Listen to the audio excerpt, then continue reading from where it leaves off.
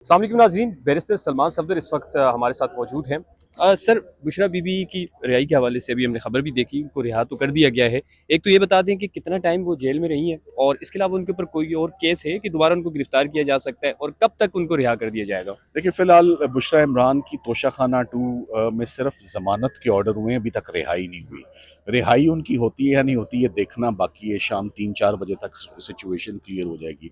उम्मीद यही करते हैं कि अब रिहाई उनकी मैच्योर है। जितने भी केसेस बनाए गए, तोशाखाना 2 बना, उससे पहले 9 मई के केसेस में 12 केसेस उनके खिलाफ बने।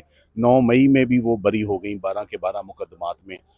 इद्दत और निकाह के केस में भी वो बरी हो गई। उससे पहले तोशाखाना ग्राफ सेट में भी उनकी ज़मानत हो गई है, अपील इस वक्त फाइल्ड है। सो जितने भी मुकदमात बुशरा इमरान की हद तक थे, वो तमाम के तमाम केसेस में आज फाइनली उनकी रिलीज़ बिल्कुल मैच्योर हो चुकी है 264 दिनों के बाद।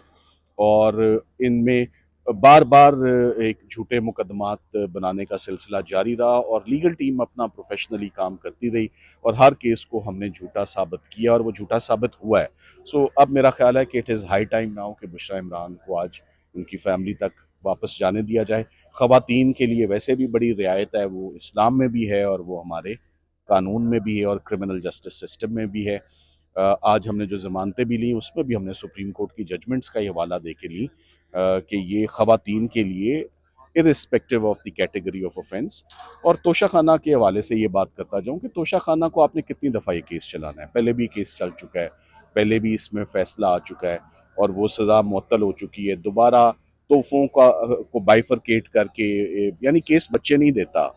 केस एक साथ इकट्ठा यकजा होके कंसोलिडेटेड वन जॉइंट ट्रायल होता है। इसको आप फ्रेगमेंट नहीं करते, इसके आप हिस्से नहीं करते। प्रोसिक्यूशन पीस मील अप्रोच में नहीं होती, किस्तों में नहीं होती, इंस्टॉलमेंट्स में नहीं होती, एक हाथ में होती है, एक स्ट्रेच में होती है। सो कल हमारी जो बातें थी, मेरा ख्याल है वो तमाम की तमाम वो नक्श की और वो उन्होंने फेवर पाया बेंच के साथ।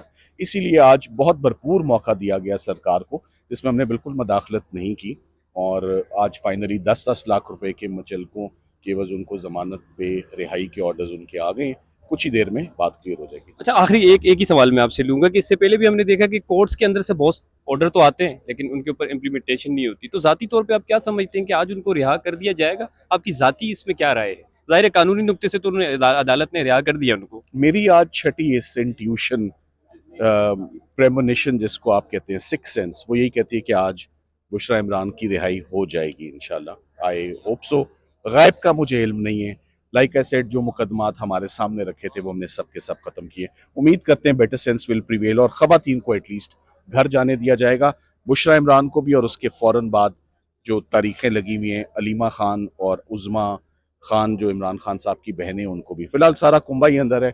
सो खान साहब की रिहाई होनी है, कब होनी है, उसका मेरा ख्याल है जवाब लीगल के पास तो है, लीगल से ज़्यादा पॉलिटिकल विंग के पास हाल है। मगर ख़वातीन की हद तक जो है वो तमाम मुकदमे ख़त्म हो चुके हैं। Thank thank you. You, thank you. आप आएँ।